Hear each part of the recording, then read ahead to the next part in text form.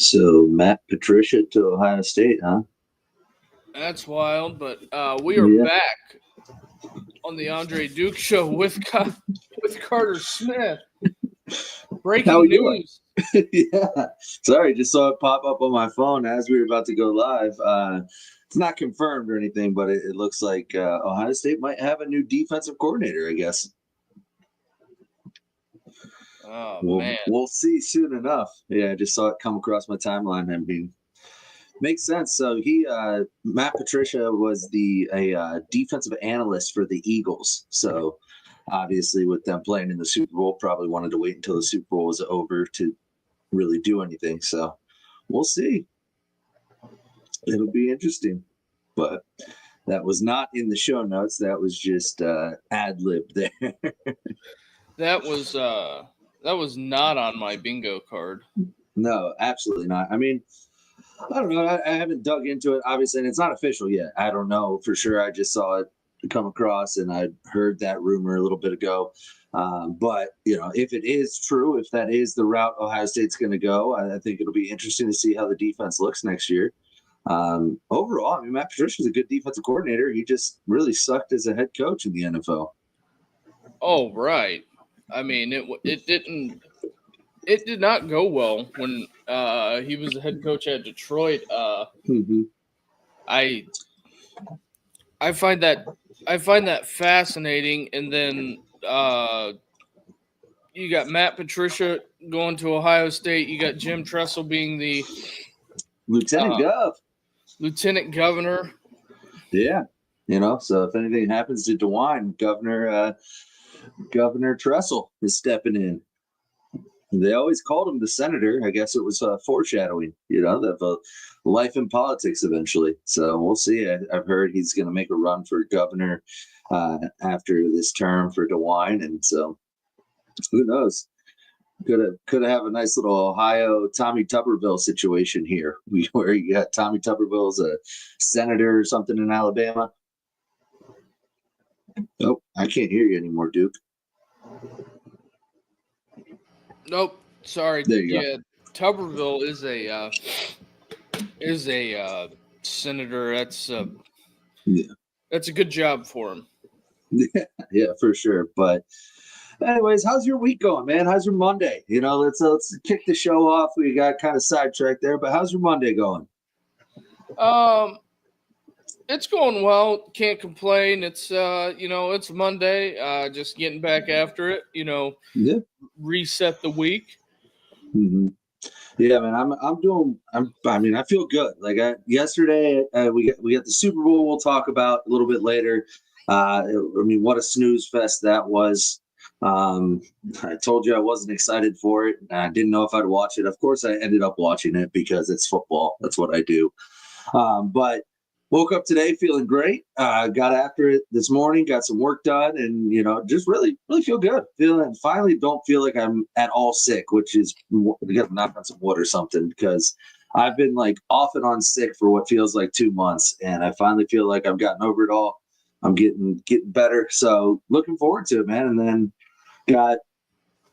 we're finally out of football season. I mean, it's just there's no football to talk about anymore. Now we got plenty of off-season stuff to talk about, but there's no games coming up, Yeah, I guess the only thing is that we got to look forward to is maybe not spring football. I don't know what the cards are for that. You got the Nebraska stuff out there. They're canceling their spring game. Don't know who else is going to cancel their spring game. Yeah. Who knows? I know I saw Ohio State released their spring practice schedule today. They start practice on March 17th, which I believe is when Notre Dame does it as well. And then they have listed on April 12th, which is when Notre Dame's having their spring game, they have listed a spring showdown. So it's not called a spring game anymore, I guess. So I don't know what that means. I don't know if it's going to be anything like a spring game we've seen in the past, but we'll see. Who knows? I don't know. It'll be interesting. But yeah, spring ball's coming up. You got both those programs. I mean, a lot of quarterback battles going on. But you also have coming up the spring window for the transfer portal. Yeah, the spring transfer window, I don't know how exactly that's gonna shake out, just for the simple fact of you're gonna have guys that are gonna, I mean, I don't think leaving after the spring window is going to be beneficial. And Mhm. as the thumbnail says, we still have coach movement going on. Yeah. We still have coaches. I mean, like we said, we don't know. Ohio State hasn't hired a defense coordinator. Notre Dame hasn't hired a running backs coach yet. There's still positions open. There's still movement going on within that. And then a lot of times when one position closes, another position opens up because somebody took somebody's coach. So a lot still going on, a lot of movement. But we'll kick off the show here. I went through some social media stuff and just found some stuff I found interesting. So here's an idea, just obviously with the transfer portal, NIL, all that stuff, player movement in college football has been pretty much at an all-time high. And so I found this and I just wanted your opinion on it. So here's a percent of 4- and 5-star recruits that transfer. And from 2010 to 2017, before the transfer portal, 27% transferred. Now from 2018 to 2023, 46% chance. So almost doubled. And that doesn't even include this season and what we're seeing here. What are your thoughts on that? Why is that? Obviously, the transfer portal, NIL, I understand. Well, I think that some things are getting exposed. I'm not super big on the transfer portal. I think that this has been my sentiment the whole time with it. If you're not going to play, sometimes you just got to sit on the bench. The Bo Nix thing, the Auburn fans ran him out of there. I get that. He needed to change the scenery. But Carson Beck is kind of the same thing. There was no future for him at Georgia, so he went. Jaden Daniels got out of Arizona State, because they had the sanctions going on. Herm Edwards, it was, there was a lot of stuff going on there. And then you also, had the parent improprieties that Antonio Pierce was doing. They just don't hand out show causes for no reason. So, in those situations, I understand that. Air Nolan was another one that had left that people were like, oh, well, why is he transferring? Well, there's no path for him to the field at Ohio State. And yeah, I mean, outside of getting massively better and beating out a kid the same age as you and a kid younger than you, who do you want to be? Lincoln Keenholz? Yeah. Who may never see the field at Ohio State? Devin Brown. I understand why those guys transfer, but, some of the other kids that transfer, I get it why the group of 5 kids transfer and go up. Sometimes the Power 4 kids gotta transfer and go down, but I don't. You just gotta transfer for the right reason. And I agree. And I think it holds the coaches a little bit more accountable on that side of things, because if the kid sees right through you and you lied to them, they're just going to get up and leave. Yeah, absolutely. I mean, obviously, this is overall, I think, a good thing for the kids, right? The ability the freedom to move around, the freedom to find a better situation if where you're at isn't working. All those things are good for the kids. Now, I don't think it's good for the sport as a whole. I mean, I don't think, because you're not gonna have those kids that stay 4 years at a university and don't play till their junior year, and then you build such a relationship with those kids as fans, and you're just not going to have that anymore. You're not going to have those kind of players. You're not going to have kids that come in, and if they aren't playing by pretty much their sophomore year, they're going to be looking to get out. Here's something that I got in a debate about this, about the Ohio State taking all the transfers that they did this portal season, and my sentiment was on that topic. Well, obviously we have a difference of opinion on that, but you're not going to have those kids in the portal every year. I don't think that you're going to realize Caleb Downs only comes around. Who was the last great safety in college football? Mika Fitzpatrick. That's Caleb. Kyle Hamilton. Kyle Hamilton, Mika Fitzpatrick, Eric Berry, maybe. Yeah. But I mean, look at how spaced out those players are. Those are generational players. And you know what? Regardless whether we agree or disagree, but Quinshon Judkins, I mean, you're probably going to be able to get a Will Howard every now and then. But, at the last 5 games, he was, excluding the Michigan game, the 4 playoff games, he was great. But Quinshon Judkins, you're not gonna have those guys in the portal every single year. Look at this portal season. Did you have? You didn't have nowhere near the talent. No, and I mean, I think that's kind of been everybody's pushback on people like saying, "Oh, Ohio State went out and bought this roster and bought all these transfers and everything."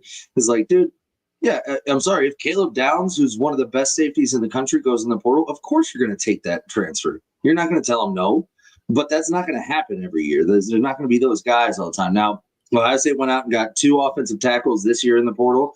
They got a tight end that's supposed to be really good, but you didn't hear those splash names like Caleb Downs, Quinshon Judkins, those guys, because they aren't there. If they were there, people would be going after them, but they're just that's not how this works.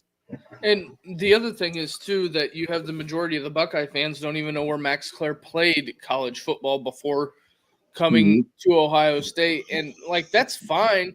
He's probably going to be one of the top tight ends in the Big Ten.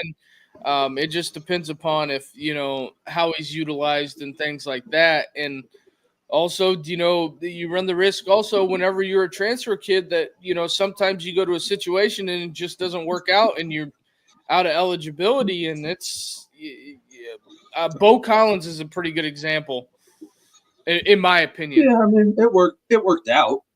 It worked out the best it would, but whenever we talked about it, what did we say? He was going to be around 50 catches, 500 yards, a couple of touchdowns.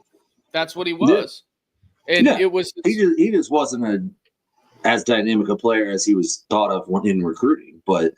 I think that one worked out. I think if you asked him, he would say it worked out too. I don't think he had any higher expectations really. But I would say like somebody like I can't think of it. The quarterback from Notre Dame that transferred to Bama. Tyler. Yes, Tyler Buckner. Yeah, Buckner. Yeah, Tyler Buckner. I mean, he transfers to Bama with Tommy Rees when Tommy Rees goes there. And then he ends up sitting, doesn't play, and ends up transferring back to Notre Dame to play, lacrosse or baseball or something? Yeah, lacrosse. And then he joined the football team again as like a wide receiver or something like that. I don't know, but you're going to have stories like that in the transfer portal too, where they go from one big school to the other and it doesn't work out. Like if Will Howard would have gotten beat out this year, that would have been his story, right? Yeah. One of the last things I have on this, it's hard for the the guys that aren't going to play on Sunday. It's got to be hard to stomach. Like take Diego Pavia's got that last year of eligibility. He's not going to play in the NFL. It would be tough for him to transfer and go to another school and sit on the bench the last year when you had a situation at Vanderbilt that was positive, in my opinion. Yeah, I mean, I think ultimately that's part of your job as a kid at that point, or like whatever you're an adult, but is you have to vet these coaches and figure out like, all right, am I actually going to play at this? Because you can't just. It's so much bigger than just picking a school the first time, right? Like if you have 1 year eligibility, this is my last year to do anything, whether or not I'm playing in the NFL. This is my last year of college football. I'm not going to go somewhere and get beat out. Like that's just, I don't want to do that. So you either have to trust the coaches when they're telling you they have a spot for you, or you have to go knowing you're better than those people. Like I think Will Howard came to Ohio State believing that he was much better than the quarterbacks they had on roster, and he wasn't concerned. And I think he had a little bit of a idea from Ryan and those guys that like, yeah, you'll probably be the starter. Yeah, I don't think Ryan would have made the whole what was that, the 9 months leading up to the Will Howard decision. Yeah. I think that Ryan had a plan. The McCord music had stopped, and that's just what it was, and there was no way to get around fixing the McCord stuff was beyond repair. Mhm. Yeah, I mean, and he wasn't going to guarantee McCord a job. Like, no, we're going to have a competition. I'm going to bring in a transfer. So, but you got to think at that time they were coming off losing the game 3 times in a row. The Georgia game, you had all those games out there that Ryan was trying to get it together for, and it just he had to make a decision and go on this year's run, or if Ryan Day didn't make a run, I don't know what happens. Don't know what happens at the end of the year. I don't know, but we'll get to some other stuff here and get a couple of comments. Hey, Doreen, how you doing? I appreciate you tuning in. What's up, Sid? And it says Marcus Freeman is waiting until he has a new staff before introducing them. Yeah, I believe. I mean, he has most of the staff in place. I think we're just waiting on the GM and the running backs coach still, right? Yeah. But in other news, so obviously last week we talked about that kid in Georgia. I always want to call him Chris Henry Jr., and I know that's the wide receiver that's out west, but I forget his name. He down in LSU who had the brain tumor, right? And had surgery and kind of got screwed over by LSU. Well, your guy, Brian Kelly, definitely not my guy, came out and basically said that was all a bunch of bullshit. That's a bunch of lies. He was there day one with the kid, and somebody from the LSU program was by his side every step of the way the entire time. I'm not. Do we believe him? I'm not. I don't believe him. Fuck no, we don't believe him. Brian Kelly's a used car salesman that's been lying out of his ass for the past 15 years. I don't believe a word that guy says. And the thing is, that's very easy to verify. We can verify that there's visitor logs, all kinds of shit at hospitals that we can verify if you ever went. Just ask the hospital for the visitor log. See if Brian Kelly's name's on there once. Like always in the worst positions. You're right, Sid. He's always, and it's just what's worse is, I would have respected it more if he came out and just said, you know what, that's an ongoing situation with the university. I can't comment on it. Or my position is anytime there's a legal action between an individual and the university that I'm involved in, I'm not allowed to be around that individual. I wish him nothing but the best. Anything but come out and just blatantly, I mean, in my opinion, blatantly lie about it and say, no, we were there. Like, well, okay. Why would this kid be saying all this? Because there's him saying Brian Kelly didn't visit him in the hospital or hasn't called him once since it happened does nothing for his legal case. There's nothing. Okay, there's 2 ways on this. Okay, for one, I don't know how the log system would work because of HIPAA and all that stuff like that. Maybe it might be an issue, it maybe not. But I don't think the kid that just is just gonna up and lie about this. But also on the other end, this is the stark reality of what big time college football is. You're only as good as your last play. Mm-hmm. And you're only as good as every Saturday as far as the coach goes. And because Brian Kelly didn't go visit him in the hospital, I hate to say it like this. I mean, there's nothing illegal about that. No. But the thing is like, well, that's all true. And you're right. Like, it's a business now. It's all this. Dude, there's coaches that I can promise you Ryan Day would go visit the kid. I promise you. It doesn't matter what's going on. There's certain coaches that just have a certain level of integrity and moral compass and just human decency to go and like Ryan Day. I know this for a fact. When he recruits a kid, he gets invested in that kid. Now, when the kid leaves or something, obviously you're no longer invested, but you wish him nothing but the best, yada, yada, yada. But when you recruit a kid to go play for you, my grandfather always used to say it, that you've now assumed a father figure role in that kid's life. Like they're leaving their home, whether they grew up with a father, without a father, it doesn't matter. They're leaving their home and their parents are trusting you with their child. You now have to step up, and it becomes a father-son type of relationship to a degree. And could you have ever imagined just one of your kids goes through something like this and you're like, fuck them. They'll be fine. Yeah, that's pretty much what Brian Kelly did. I can't imagine it. And he leaves the kid out there on the by himself, and whenever you do things like that, I mean, for me, it'll always come full circle for somebody that does something like that. In my opinion, just for the simple fact, it's just not. I don't think that's in good faith, and just in my opinion. But we can go ahead and reset the show before we keep it moving in a groove. And everybody out there that's watching on Twitter, come on over to YouTube. We got plenty of people in the chat. We got Kim, Doreen, and Sid all in here asking questions. We'll get to some of the questions at the end of the show. But also pound that like and hit that subscribe button and turn on those bell notifications and help us grow this channel.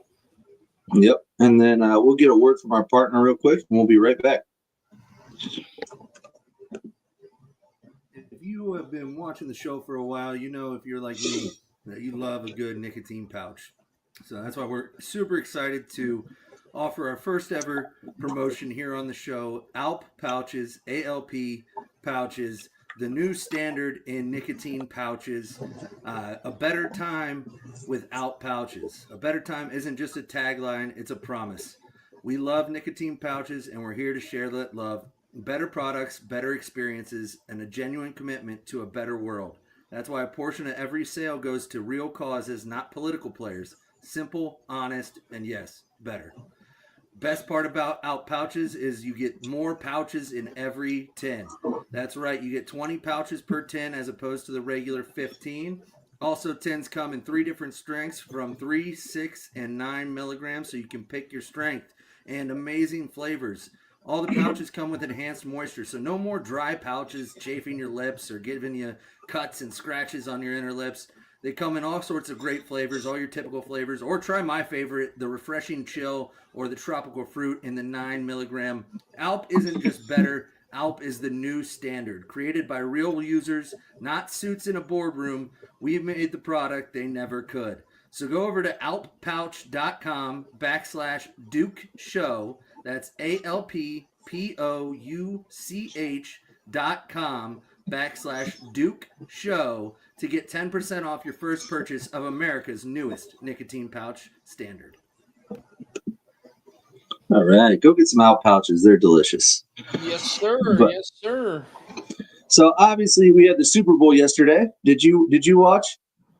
Not as closely as some other people. It was like after the I was locked in for the first half, but after the halftime show, it just kind of went downhill.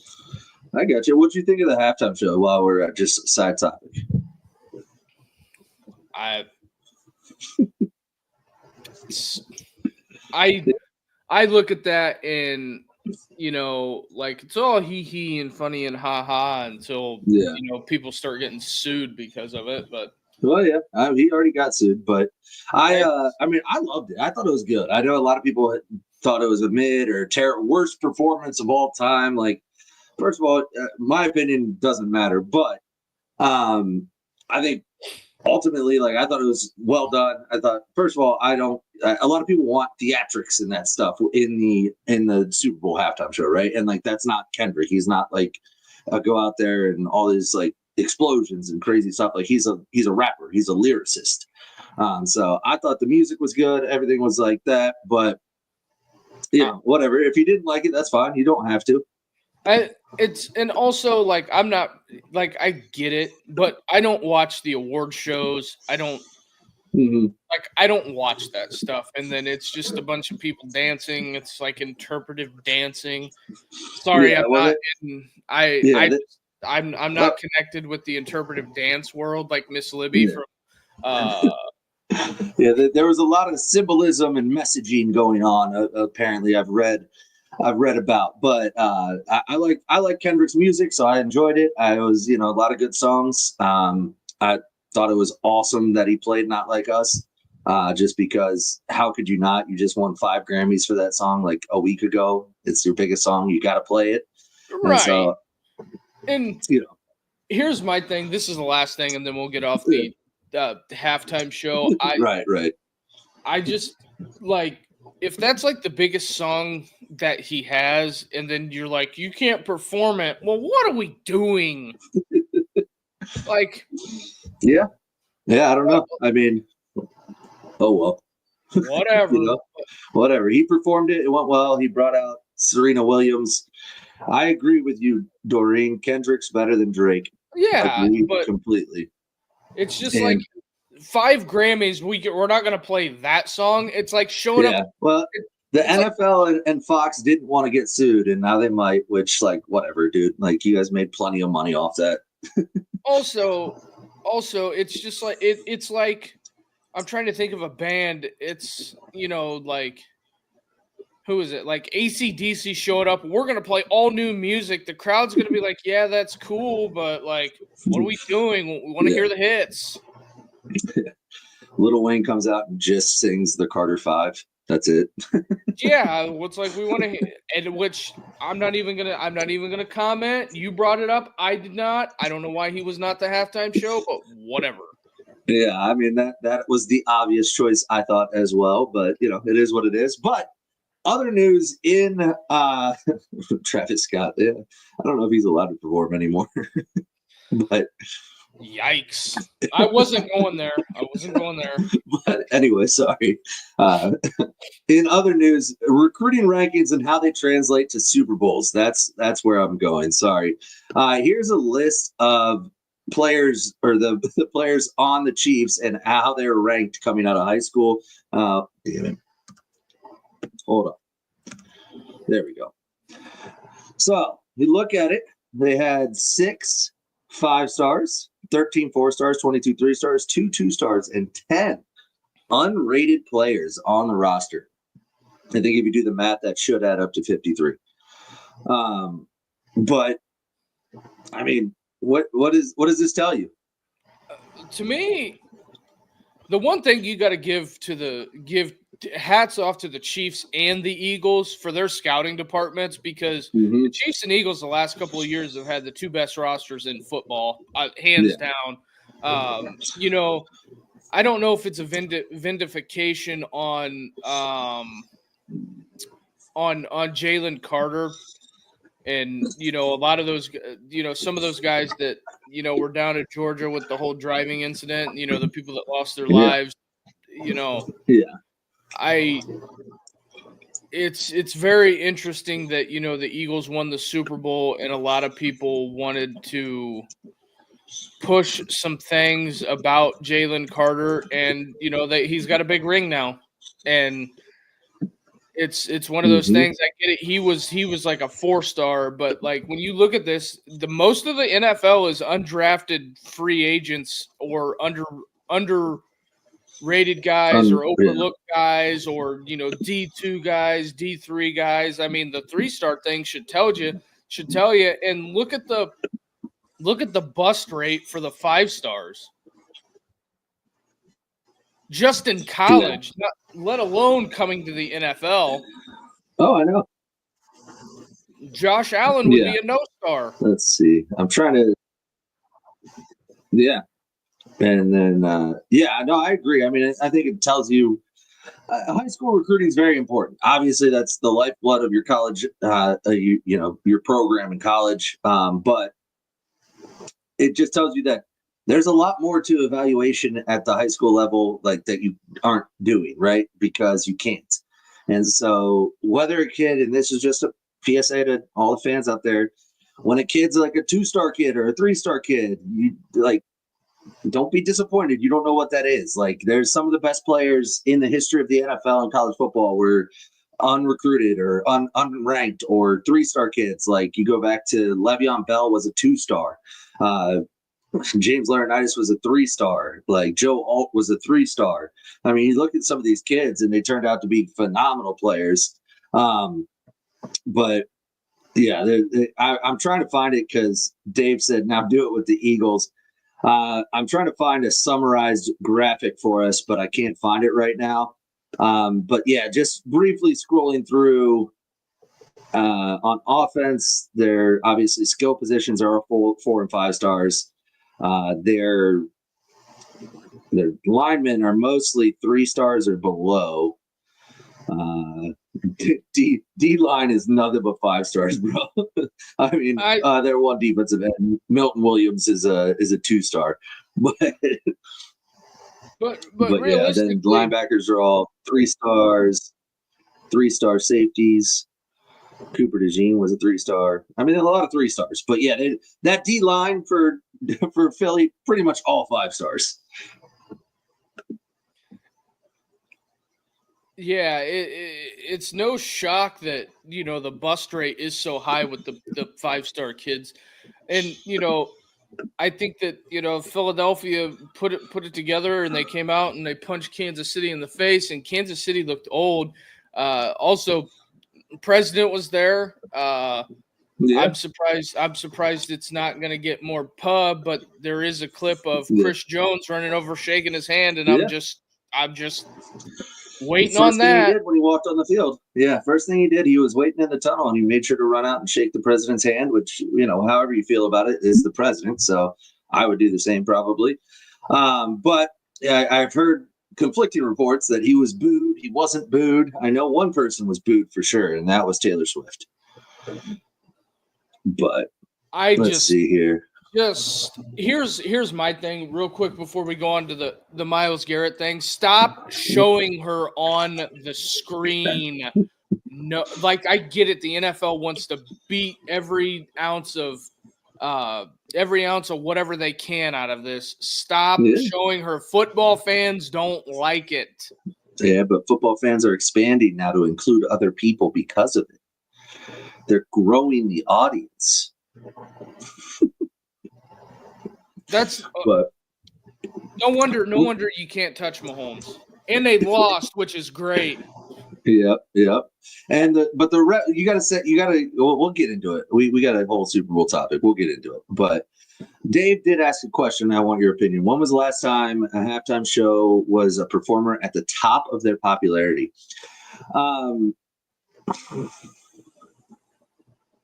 I can't think of one off the top of my head. And there's a reason for that, though.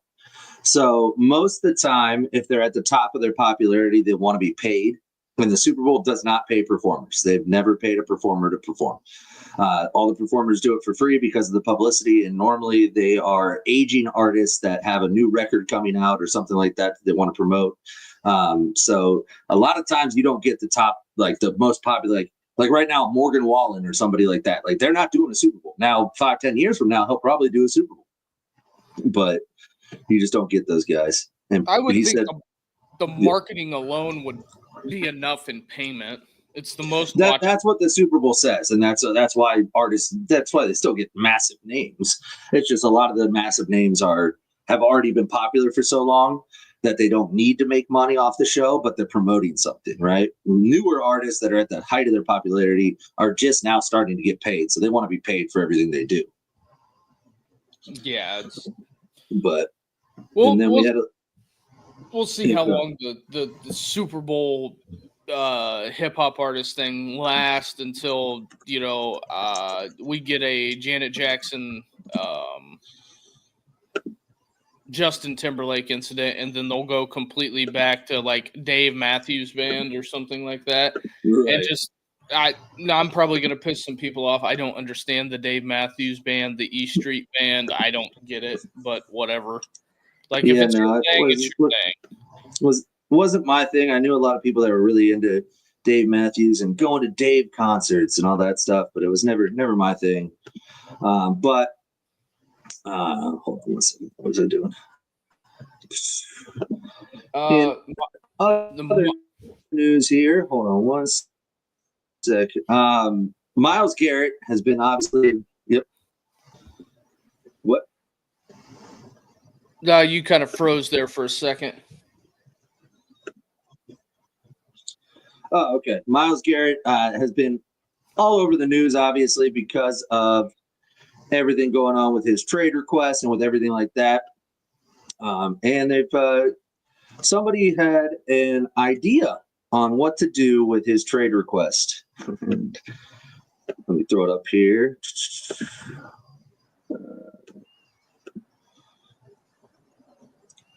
Greg Doyle, who I believe writes for the Indy Star or something like that, said the Browns need a quarterback and Myles Garrett wants out. The Colts need a pass rusher and Anthony Richardson isn't working out. Let's make a deal. What do you think about that, Duke?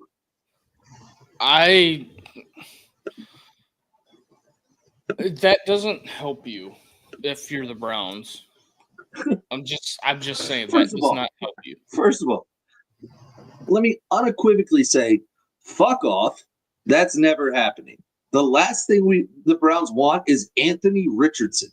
That's what I'm saying. You would have to give me Anthony Richardson and 2 first-round picks to even start the conversation for Myles Garrett.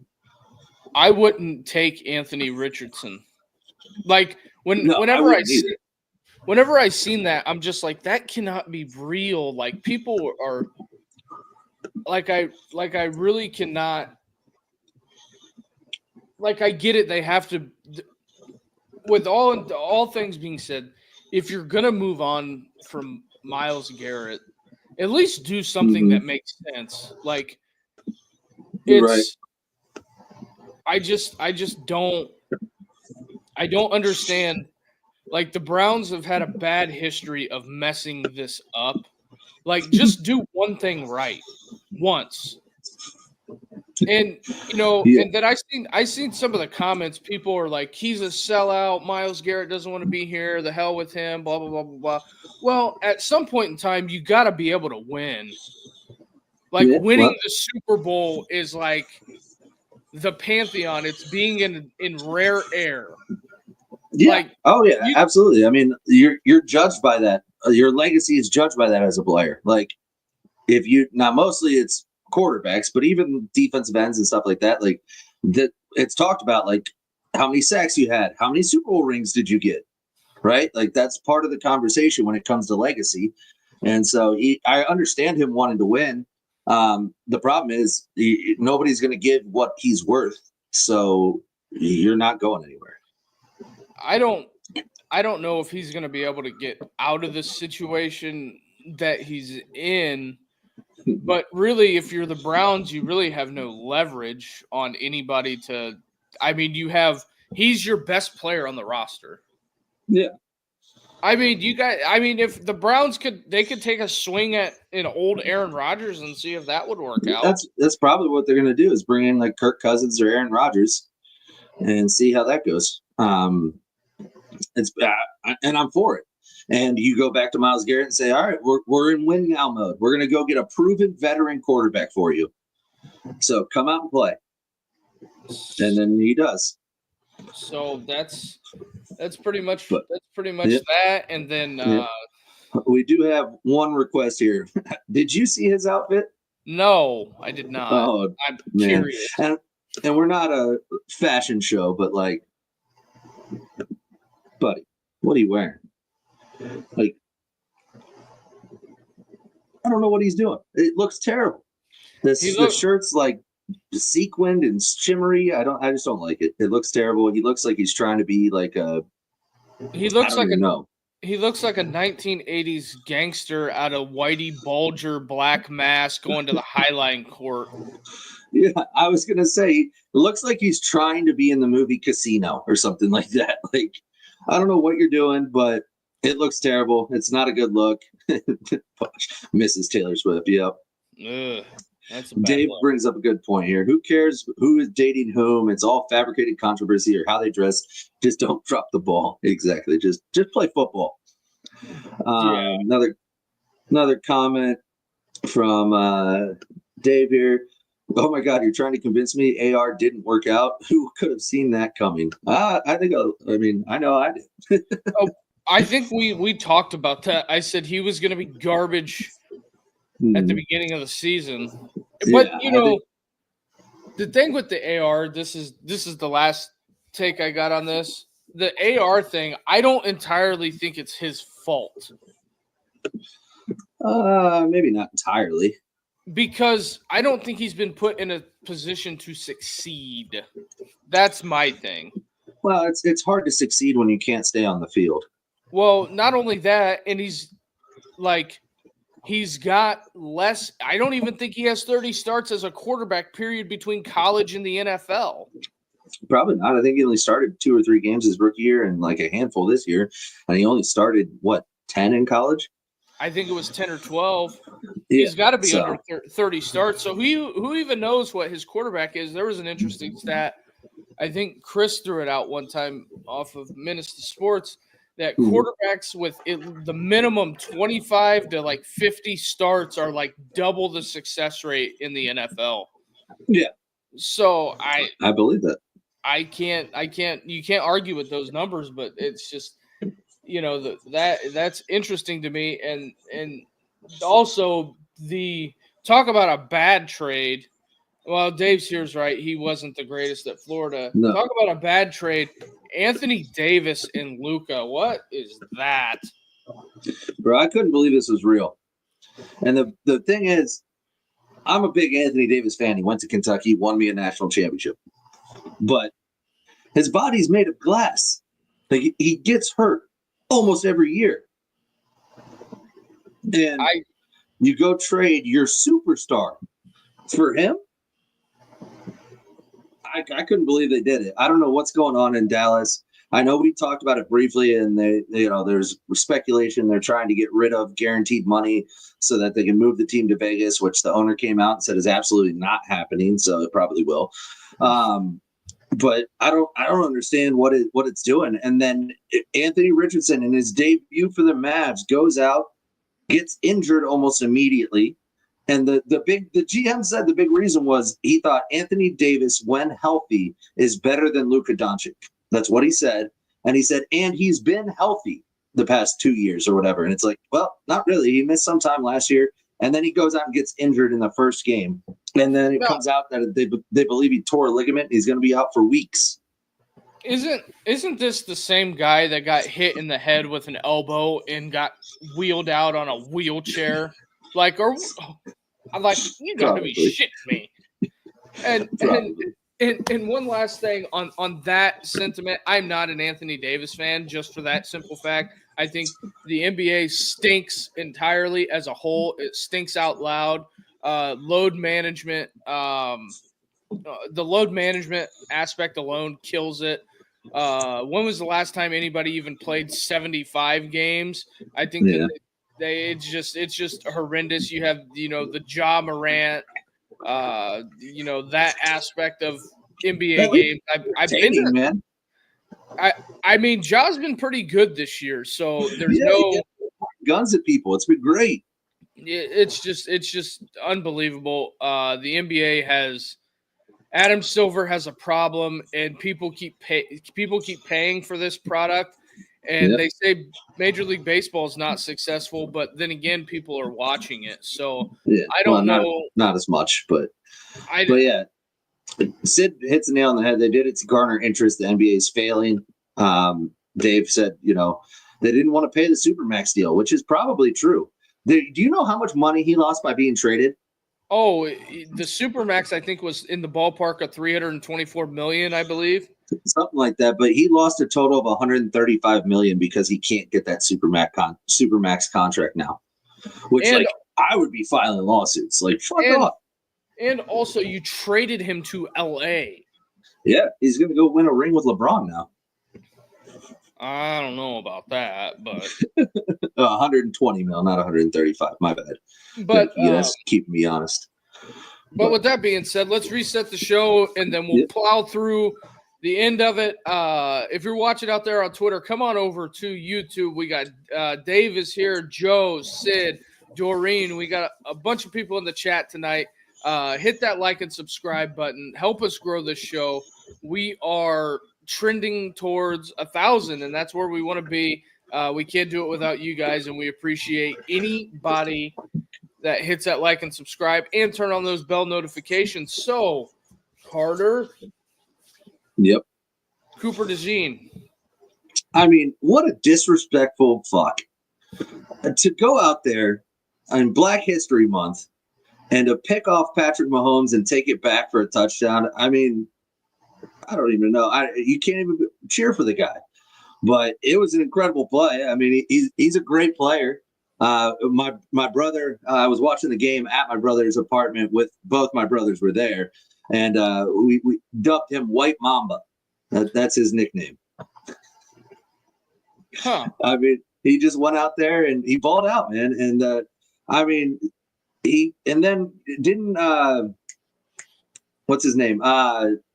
Blankenship, the other guy, Yeah. the other white guy got a pick too. I mean, it was a good day for white guys, but went out there, got it done. I mean, the story of that game though, like I watched the whole game. Second half, I watched as intently as you could watch that second half. It was pretty boring football. But the Chiefs' offensive line absolutely blows. I mean, they are absolutely terrible. Yeah, that was something that I was not expecting to see it be that bad. The offensive line just got completely eviscerated. Here's going to be something that's probably unpopular, but the only person in the Mahomes family is a three-P is Pops there with 3 DUIs. So Yeah. no 3P with the Chiefs offensive line bad. Fans dipped out, so you know where the real fans were at. Yeah, they left in like the third quarter. Offensive line was bad. I mean, that defensive line ate them up. The fans got out of there. That Jalen Hurts, though. I mean, Jalen Hurts went and balled out. Saquon only averaged like 2.3 yards a carry, so it wasn't like Saquon was tearing it up. Yeah, but I think that it was a game. I think that at some point, Jalen Hurts goes out and wins the MVP. That's he in some aspects he proved me wrong. I still think he's a turnover machine, but he won the big green, so that puts him in the pantheon with Joe Burrow ain't got one. Yeah, we can talk about this more in the offseason, but I think that puts him in the conversation as a top 5 quarterback in the NFL. Yeah, I mean, he gets slotted above Mahomes and Josh Allen. Not above Mahomes. Or not Mahomes, Josh Allen and Burrow. Yeah, I still don't know if I'd put him above those two, but I mean, because right now, if you look at the top quarterbacks, so just quickly, I'll list my top, and it'd say Mahomes, Allen, Lamar, Burrow, and then that fifth spot, it always was kind of tricky, right? Because it's like, I don't know, you could go Justin Herbert, you could go CJ Stroud, but he had kind of a down sophomore slump. Who's the fifth guy? Well, Jalen Hurts is the only one other than Mahomes in that conversation that has a ring, right? So you got to go Jalen Hurts, maybe Matty Stafford. I don't know. But Stafford's getting old, so it's crazy. But let's hit a couple questions here, and then we'll get into some college football talk. Ohio State promotes a guy and maybe has a defensive coordinator. And then Notre Dame, I believe, has their running backs coach picked out. Sid wants to know if there's any names for GM. I haven't heard anything new, Sid. They really went hard after James Blanchard, and when they struck out on that, it was kind of back to the drawing board. I don't want to say they put all their eggs in one basket, but when there was mutual interest, they really focused on that one candidate. So I don't have any more names right now. I keep checking and trying to find them, but nothing there. I believe Pantoni's deal's up. Yeah, they're not going to get Pantoni. Pick up the phone, call him. Yeah, I doubt he wants out. He's got a good gig. But, it doesn't hurt to call. Call Bill Belichick. Maybe he wants to be the GM of a college team. No. But other than that, in some other news, so Keenan Bailey, tight ends coach at Ohio State, gets promoted to co-offensive coordinator today. I mean, he's a young coach, and he's been there 6 years, albeit only a position coach for, I think, the last 2. What do you think of this? I've heard different reasons why they did it, but what are your thoughts? Okay. There's two ways to look at this, because I look at this 2 different ways, because there's a lot of people in the Buckeye media that said that Keenan Bailey awful, the tight ends suck, this guy is awful, fire him, get rid of him, do whatever you need to we got to upgrade the tight end coach, right? Mm-hmm. Win a national championship, all that's forgotten. And the tight ends were much better this year. Also, they stepped up this year and were much improved. I don't think anybody wants to come to Ohio State to play tight end, because in Ryan Day's offense, who's a huge tight end that they put in the NFL? I'll hang up and wait. Yeah, I mean, the last tight end to get drafted was probably. You took too long. You know what I mean? Yeah. I mean, I was going to say Jake Stoneburner, but I know he wasn't the last one. There was one since then that was there when Urban was there. I forget his name right now. But ultimately, it could mean a couple different things. So I've heard a lot of people say he was fielding calls from other job opportunities, and so they gave him the title in order to retain him. The most common one is this one right here, a pay bump. They just wanted to give him a little pay raise, and they needed a reason to do so. It'll be interesting to see how that works out. Now, here's the good news for Buckeye fans and anybody listening. Co-offensive coordinators do jack shit different. Like, they do absolutely nothing. The whole offensive staff is involved in the game plan, not just the OCs.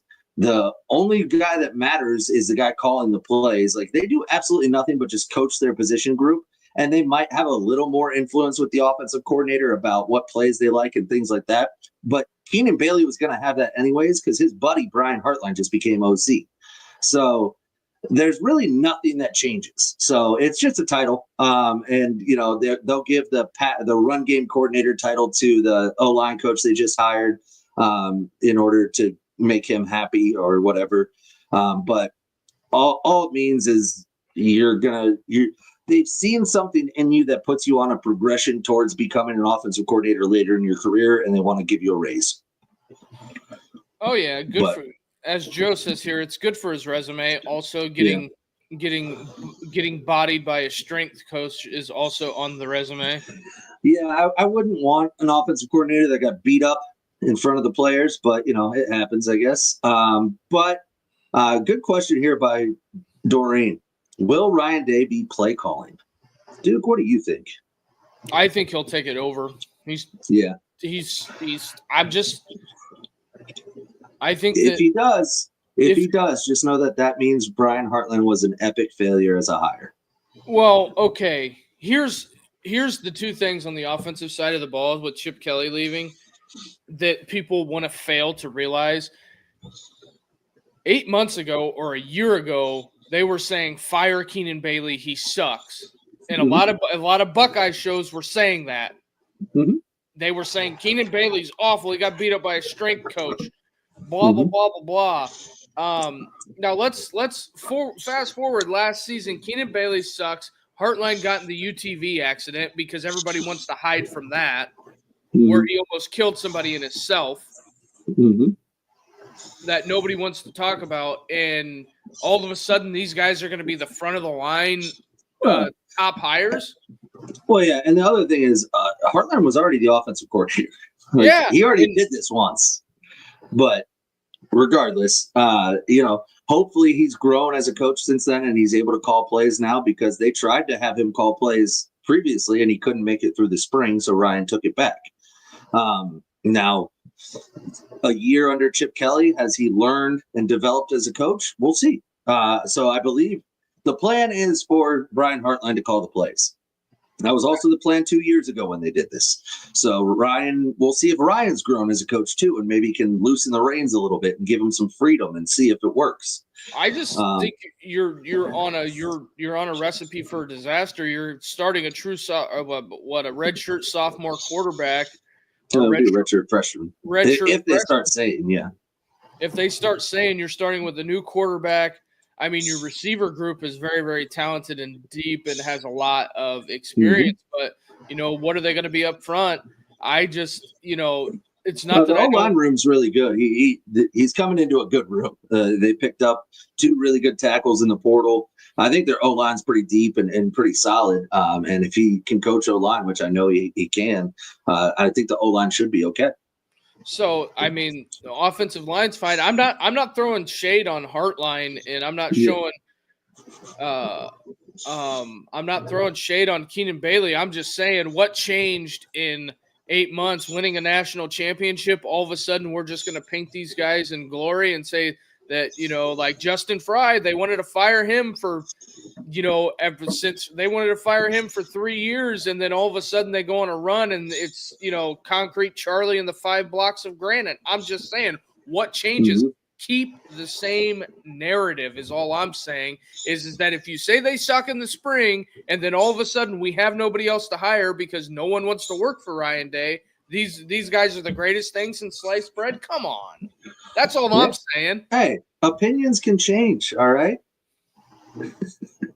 But when there's nothing that happens that changes the opinion, is it really the opinion changing, or is it? You had a whole season. You had a whole season of coaching and development to now look at. All right, we're not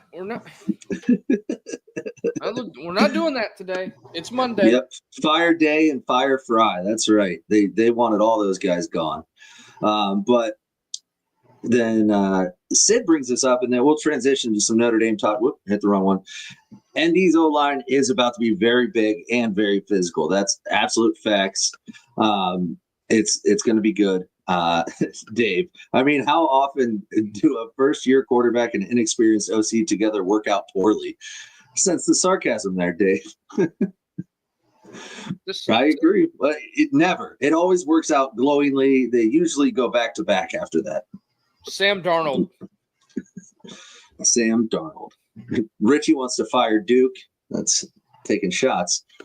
But Notre Dame, what you got? He wants to fire me because he knows I'm right. No. Yes. No. He knows I'm right, and he wants to try to stop. Show you've never been right. It's Deuce Knight went to Notre Dame. Everybody, the SEC was awful. You've just been wrong the whole time. The House versus NCAA is going swimmingly, right? With it meant nothing. That's just a bunch of jargon. It's nothing. But anyways, in Notre Dame world, I believe they have their next running backs coach. Now I'm going to be very careful how I phrase this because I thought they had James Blanchard at GM too. I was told that was pretty much done. And so when that didn't happen, I had to take a step back. But I am going to say that they have at least zeroed in on their main target, and there have been productive conversations that Jawan Sider from Penn State will take over at the running back coach position. Now, a lot of people might ask why. Doesn't Penn State have the best running back duo in college football coming back? Oh, yeah. Also, see, this is one of the things that I get it. It's kind of some gamesmanship by the other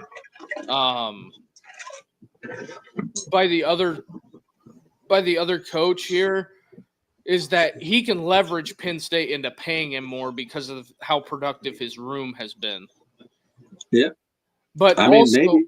But also, I think that, James Franklin in the Penn State athletic department has paid a lot of money this offseason. They got Jim Knowles, Poindexter in extension, and James Franklin could probably be told, no, you are not getting any more money for the staff pool. Yeah, no, I think his staff pool set. So, but I think it's a great hire if they do go that route. If they do get him, I think it's a great hire. I like him as a coach a lot. He's done a great job at Penn State. The running back room he's built there and he's had has been good. I think it's going to be tough to replace Dylan. He was great, but I think you're walking in with you're going to have Price or Love, Jadarian Price. The running back room at Notre Dame isn't lacking. The O line at Notre Dame is going to be phenomenal, I believe. So it's going to be a really phenomenal situation for him to walk into. And I think there's something to be said about, hey, we thought we were better than them and we lost to them. Well, if you can't beat them, join them. Exactly. A little Kevin Durant action. Exactly. So I think as we wind this thing down, I think that some of the things that we're looking at here is that it's right before spring ball. They got to get these positions set. I'm not saying that Marcus Freeman and the staff isn't doing a good job. You got recruiting, you have you got to get these positions filled. But that's with anything, though, Carter, whenever we look at this, whenever you do go on a big playoff run, your staff's going to get rated. So, and that's pretty much what it is. And Doreen here, thanks, Doreen. Really appreciate it. Really appreciate it. The Queen Posh, everybody. But yeah, I appreciate it too. Joe says he'll take Kadron Young and Nolan James over Penn State's running back. I agree completely. I would too. I meant their starting running backs, which I'd still take Jadarian Price and Jeremiah Love over Allen and Singleton or Singletary, whatever. We lost Duke. But anyways, we'll wrap it up. I think he's coming back, but just wrapping it up here. I appreciate everybody tuning in. We will be back tomorrow night, 7:30, as always, as scheduled. And then continue to go pretty much every day, Monday through Friday, throughout the off season, probably 7:30, and then get into spring ball coming up. And we'll talk about the spring game, everything like that. But I appreciate everybody tuning in and hit that like and subscribe button. We're trying to grow the subscriber count as high as we can before the spring game so that we can maybe do something fun for the spring game. So if you haven't subscribed, go out there and hit that subscribe button and tell all your friends to hit that button as well. And then hit the bell notification so you get notified when we go live. But other than that, man, Duke, you got anything else? Any closing thoughts? I think that on another day we'll talk about the Ben Johnson debacle that's going to happen in Chicago. But with that being said, everybody, like Carter said, hit the like and subscribe. Everybody have a good night.